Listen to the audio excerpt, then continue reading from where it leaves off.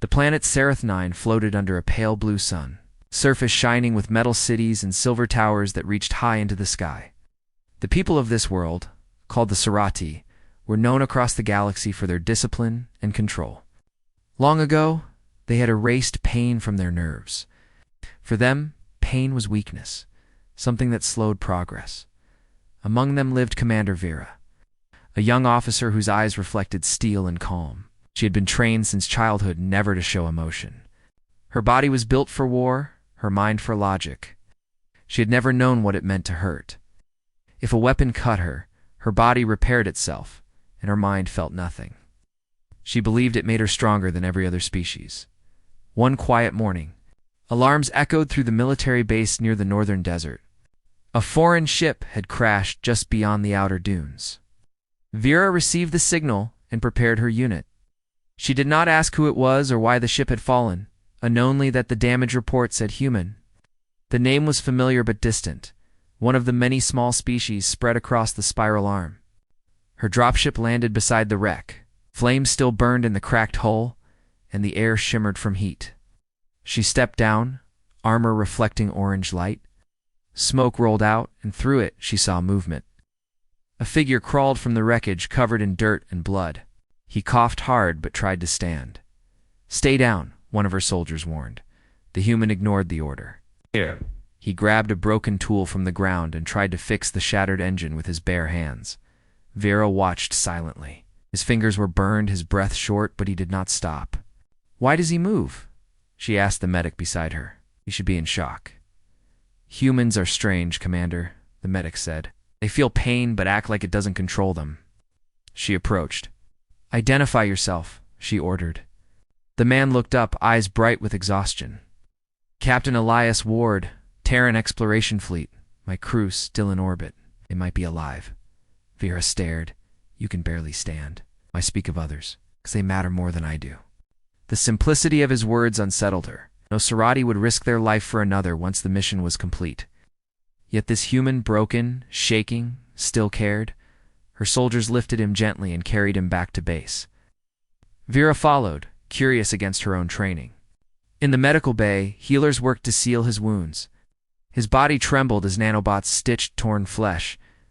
He groaned softly each time the light touched burned skin. To Vera, the sound was alien. She had never heard someone feel. When the procedure ended, she stepped closer. "You should rest," she said. He smiled faintly. "You must be the one in charge. The soldiers listen to you like machines." "They are efficient," she replied. "Too efficient," he murmured. "Machines can't care if someone's hurting." She frowned. "Pain serves no purpose. It distracts. It reminds us we're alive," he said. "And it teaches us what to protect." The answer lingered long after she left the room. That night she reviewed mission logs but couldn't concentrate. The sound of his voice, tired but full of life, code in her mind. For the first time, the commander of Sarath-9 questioned her people's perfection.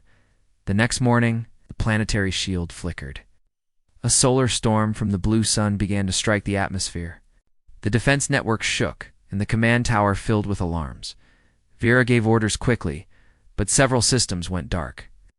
The power grid needed manual control from the bunker below the base.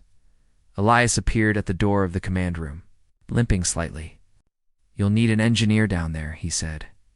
"You are not fit," she told him. He laughed weakly. "Trust me, I've worked through worse."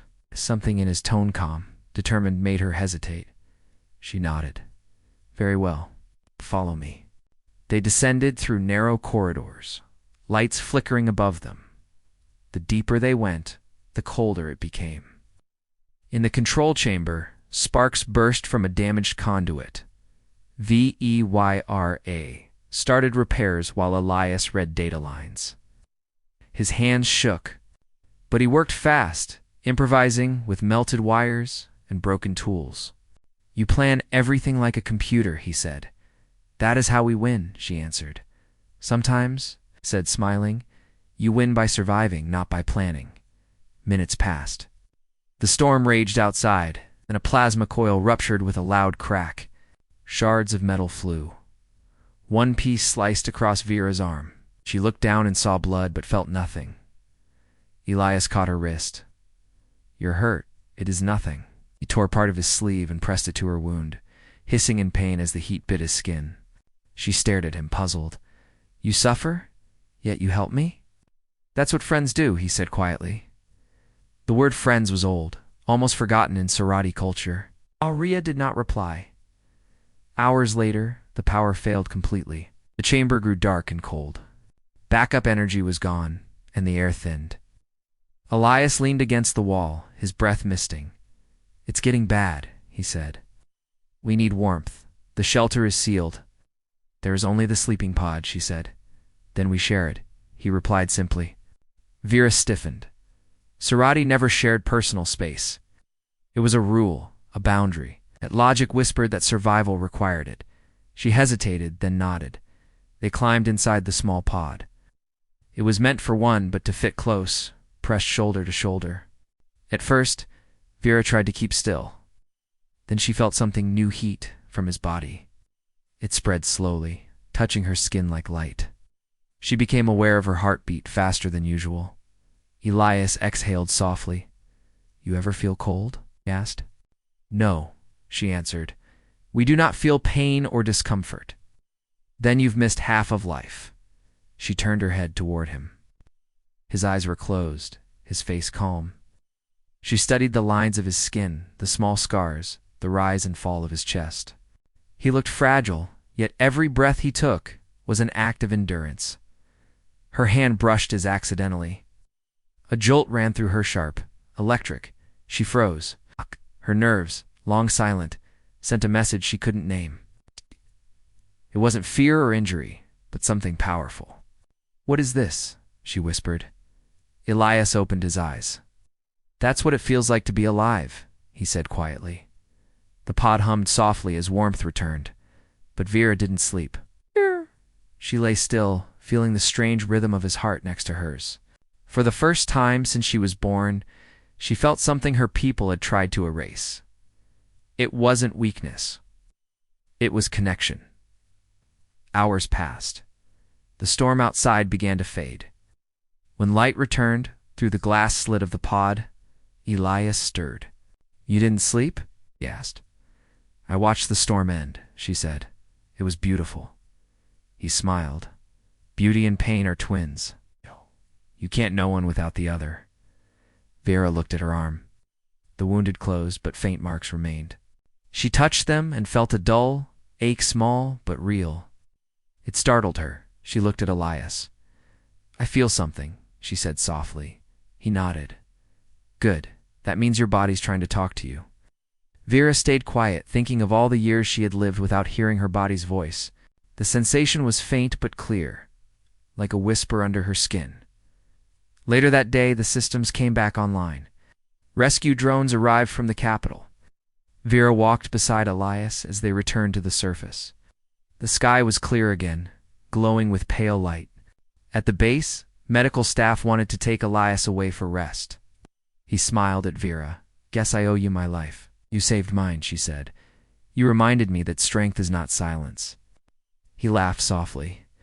"You'll make a good human someday." She tilted her head, "And you might survive among Sarati." They both smiled. The soldiers nearby watched in confusion, unable to understand why their commander was smiling at a fragile creature from another world. But Vera understood. The human had shown her what her people had forgotten. Pain was not only suffering, it was proof of life. It's proof that something mattered enough to hurt.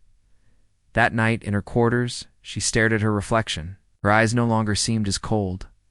She lifted her arm, pressed her fingers against the small scar, and felt the ache again. It was real, imperfect, alive, for the first time in her existence. Commander Vera of Sarath-9 felt pained. She did not want it to end. The solar storm that had hit Sarath 9 days earlier had left a trail of damage in its wake.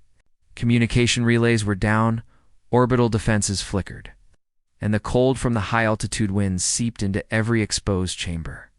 Commander Vera moved through the halls of the base with a new awareness. Her nerves tingled in ways she had never known. Every touch, every breath, every sound seemed sharper. More urgent, she found Captain Elias in the command center, leaning over a holomap of the damaged city. The human's fingers traced lines of circuits and conduits as if he could see the world. Through touch alone, the outer reactor is unstable, he said without looking up. If the temperature drops too much, it could collapse the power grid entirely. The city's shelter domes will fail. Vera's eyes narrowed. It is too dangerous. The storm is not over yet. He straightened and met her gaze. I can do it. I've faced worse conditions before. I can repair the conduits and keep the reactor running until the storm passes. Vera studied him silently. Sarati warriors would never risk their life for something beyond mission protocol. Yet this human seemed ready to throw himself into danger for a city he barely knew. She had watched him endure injuries that would have killed any Sarati apprentice in training. There was no hesitation in him, only focus and determination. You underestimate him, said the medic, who had attended to Elias before. Humans endure through pain and fear. They never stop. I've seen enough, Vera replied. But even as she said it, she knew the storm was worse than she had predicted, and the reactor needed attention. Hours passed as they worked side by side. Vera guided him through Sarati systems he had never seen, and he showed her how to improvise using instinct rather than the rigid calculations she was trained to follow. A spark erupted from a damaged power conduit, sending a shower of molten fragments across the floor. Vera's arm brushed against a hot shard. She felt nothing, as always. But when Elias caught her wrist, his own hands scorched. He hissed and pressed his sleeve to her wound. You cannot feel pain, he said quietly. Voice strained, but you can still be harmed. She looked at him. It is insignificant. Nothing is insignificant if it can destroy you, he said. His eyes, clear and bright, met hers. For a moment, the storm outside seemed to fade, placed by a strange warmth inside the chamber. The temperature in the room continued to drop. Emergency systems had failed, and the thin air made each breath a challenge. They had no choice but to retreat to the sleeping pod meant for one. The pod was cramped, barely enough room for both. Vera hesitated.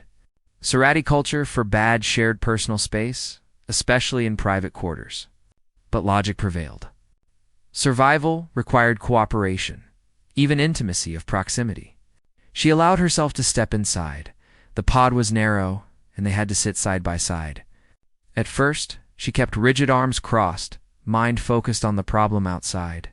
But soon, she felt the heat radiating from Elias's body, a steady warmth that reached her in ways her own blood never had. She became aware of his heartbeat, slow but steady, a rhythm that seemed to echo through her chest. You ever feel cold? He asked softly. No, she replied. Cold is irrelevant to me. You've missed a lot, he said, not unkindly. Pain and discomfort teach you about life. They teach you what matters. Vera studied him. He was small compared to her, fragile even by Sarati standards. And yet every movement, every breath carried a strength that came from living fully. There was a stubbornness in him that she had never seen in her own people. As the hours stretched, the storm outside raged. Lightning illuminated the pod in sharp flashes, showing the contours of his face, the small scratches and burns that marked his skin. He slept lightly, muscles tense, breath uneven. Vera watched him, noting the way he endured each shiver, each tremor of cold. Without complaint, a touch of his hand, accidental as they shifted to avoid the hard edges of the pod, sent a spark through her. It was unlike anything she had felt before. It was sharp, alert, and frighteningly real. Her nerves, long unused to sensation, sent messages that made her chest tighten. What is this? She whispered, almost to herself.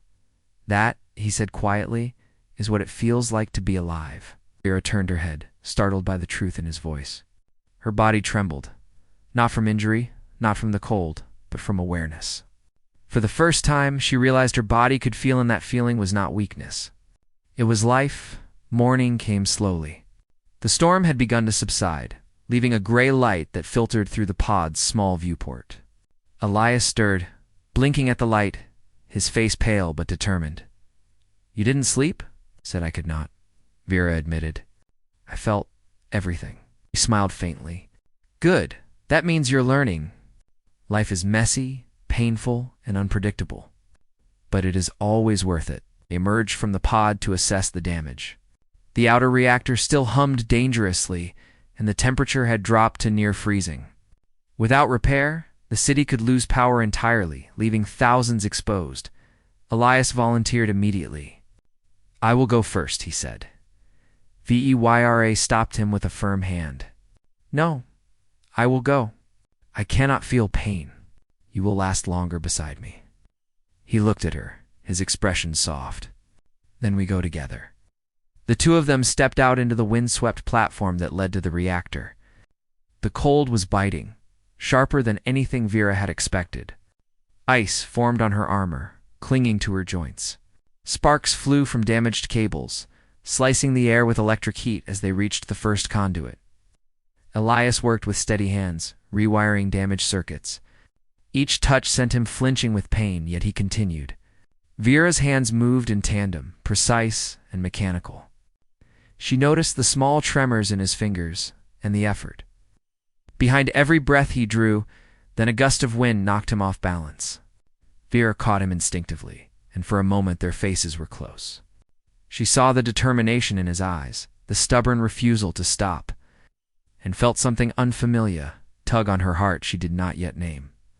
Hours passed. They moved through the conduits, dodging sparks and falling debris. Every step tested their endurance. Vera felt the cold bite her skin, the wind pushing against her, the fear of failure pressing on her mind. And yet she did not stop. Elias, flinching with pain, kept going as well. At one point, a plasma line ruptured, sending molten gas across the platform. Vera shielded Elias instinctively, feeling the heat on her arm. For the first time, she realized that pain could teach her to protect, to care, to react with instinct rather than logic. They worked in silence, communicating with gestures and brief words. Elias's determination was contagious. Vera felt her body respond in ways she had never imagined, muscles straining with effort and awareness. Each moment, each sensation made her feel alive in a way she had never known. By evening, the reactor was stable. The city lights flickered back on, and warmth returned to the outer domes. Elias slumped against the wall, exhausted, but alive. Vera stood beside him, her mind racing with new understanding. "You did well," she said softly. "No," he replied, shaking his head. "We did well. Together." As the words echoed in her mind. Together. A concept the Serati rarely understood. Yet it felt right. Her chest tightened with a feeling she had never experienced.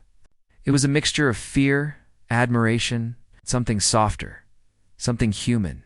They returned to the base, hands brushing occasionally, each touch sending subtle jolts through her nerves. Vera realized that the sensations she felt were not weaknesses, but gifts. Pain, warmth, fear, they were proof that she was alive. Proof that her actions mattered. Proof that she could connect with another being. That night, she lay in her quarters, replaying every moment of the mission. Her arm throbbed faintly where the hot metal had grazed it. She had felt it not fully, not like a human, but enough. Enough to understand. Elias came to her door later, bringing a cup of warm liquid. "You've changed," he said gently. "I can feel it. You notice things you never did before, I feel." "More," she admitted, "and I do not wish it to end."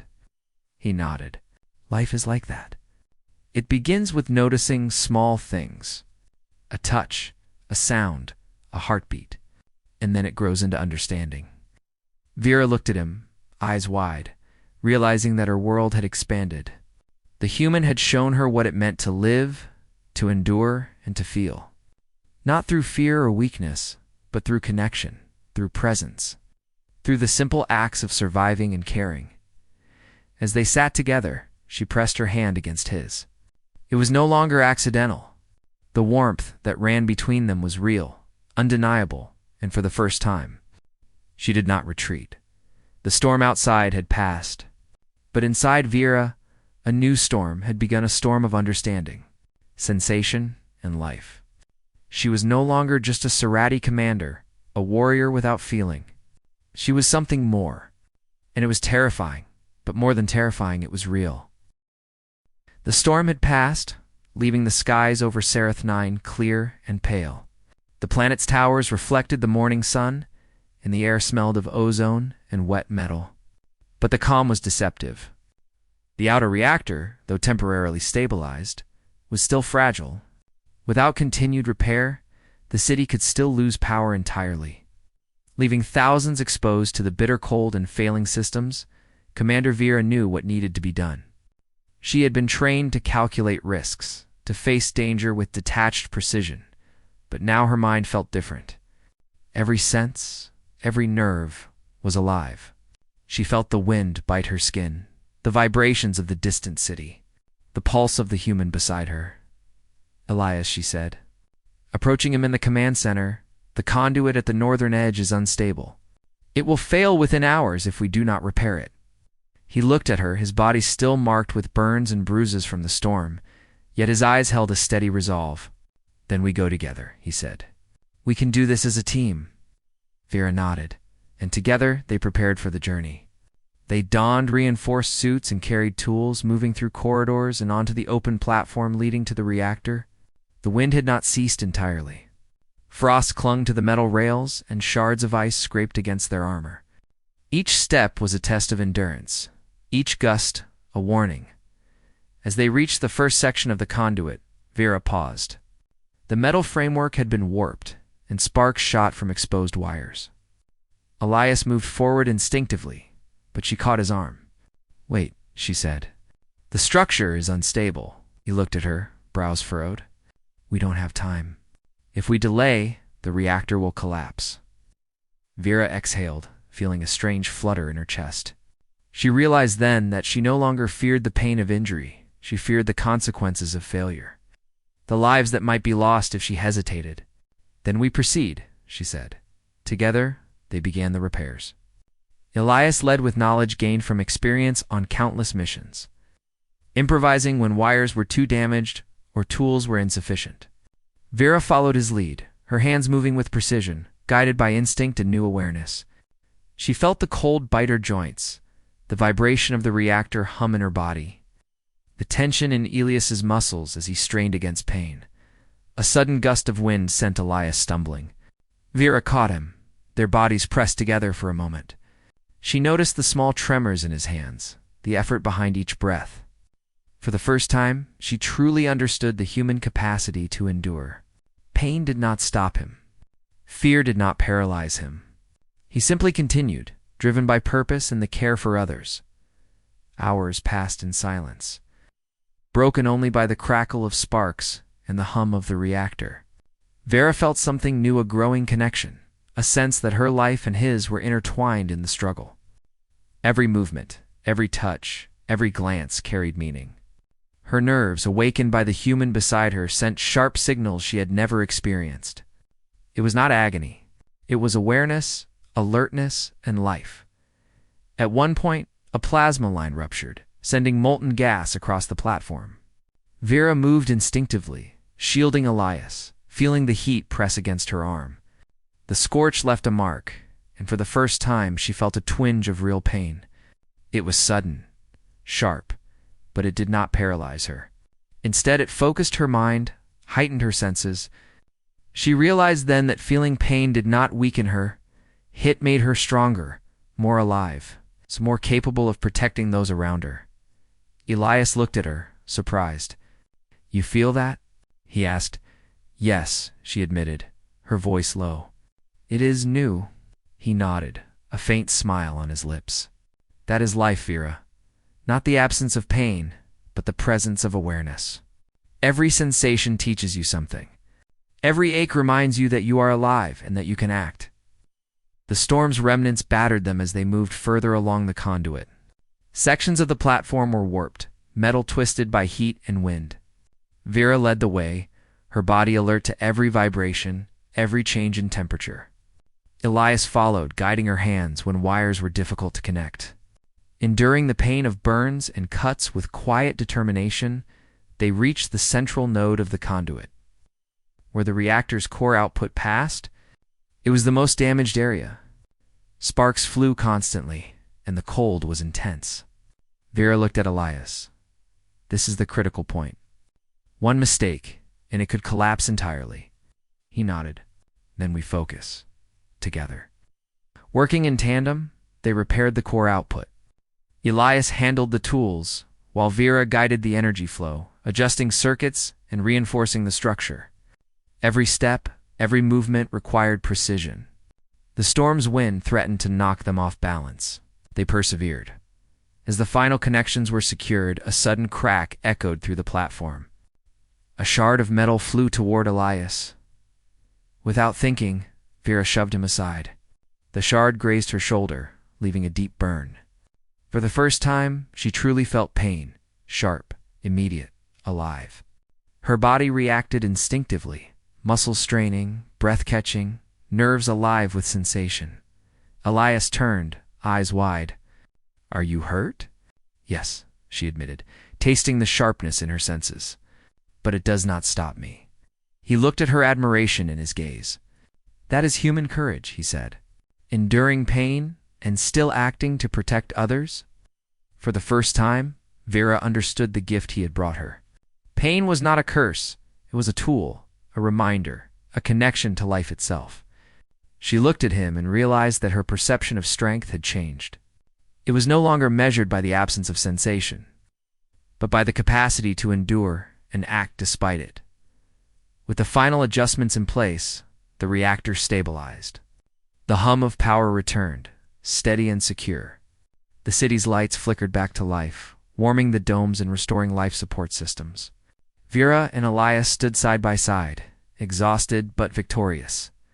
Elias leaned against the wall, shivering. Vera placed a hand on his shoulder, feeling the warmth of his skin, the faint tremor in his body. You did well, she said softly. No, he corrected her, shaking his head. We did well. Together. The word resonated deeply within her. Together.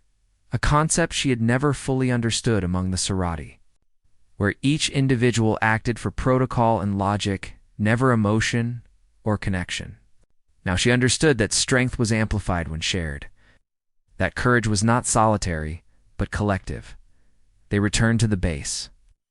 Each step slower than before, bodies aching from cold, burns, and exhaustion. Vera's mind raced with new understanding.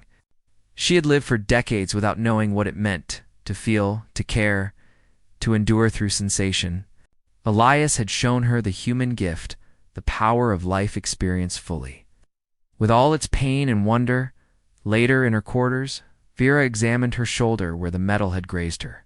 The burn mark remained. But more importantly, she felt it the sharp reminder that she was alive. She pressed her fingers to it, a jolt of sensation running through her. It was frightening and exhilarating at once. Elias entered quietly, carrying a cup of warm liquid. You've changed, he said gently. I can feel it. You notice things you never did before. You feel things you never allowed yourself to? Vera nodded, swallowing hard. You gave me awareness. I felt pain, warmth, fear, and I did not want it to end. He smiled faintly. That is life. It begins with noticing small things, and then it grows. You begin to understand your own power through what you feel. For the first time, Vera did not retreat from intimacy. She reached out, touching his hand. The warmth that ran between them was real, alive, undeniable. She realized that the gift of human endurance was not only in surviving pain, but in feeling it, sharing it, and acting through it. Days passed, and the city returned to normal. The storm was a memory, yet its lessons lingered. Vera's behavior shifted. Subtly she moved differently, observed more keenly, and allowed herself moments of reflection she had never permitted before. She no longer viewed the absence of pain as strength. Now she understood that true strength came from embracing life fully. Even when it hurt, the scientists of Sarathnin examined her, noting changes in neural pathways and nerve sensitivity. They suggested removing the alterations, returning her to her original state. Vera refused. I choose this, she said. I choose to feel, to endure, to connect. Elias stayed by her side, helping her understand this new reality. He taught her patience, humility, and the subtle art of noticing the small details of life. Every touch, every shared warmth, every ache became a lesson in courage and resilience. Months later, the city honored those who had survived the storm. Vera and Elias were celebrated not for strength without pain, but for courage in the face of it. The Serati began studying human resilience as a model of bravery, realizing that emotion, sensation, and connection were not weaknesses, they were gifts. Vera looked at Elias one evening, watching the sun dip below the silver towers. "You gave me pain," she said softly, and in it he replied, "You found strength greater than any I've known." She smiled, feeling the burn in her shoulder, the warmth of his hand, the pulse of life around her. She was no longer a commander without sensation. She was a being fully alive, capable of enduring, capable of caring, capable of greatness. And she knew without doubt that humanity's greatest gift was not their strength, their stubbornness, or their endurance alone. It was the courage to feel, to act through pain, and to love life in its fullest, most vivid form.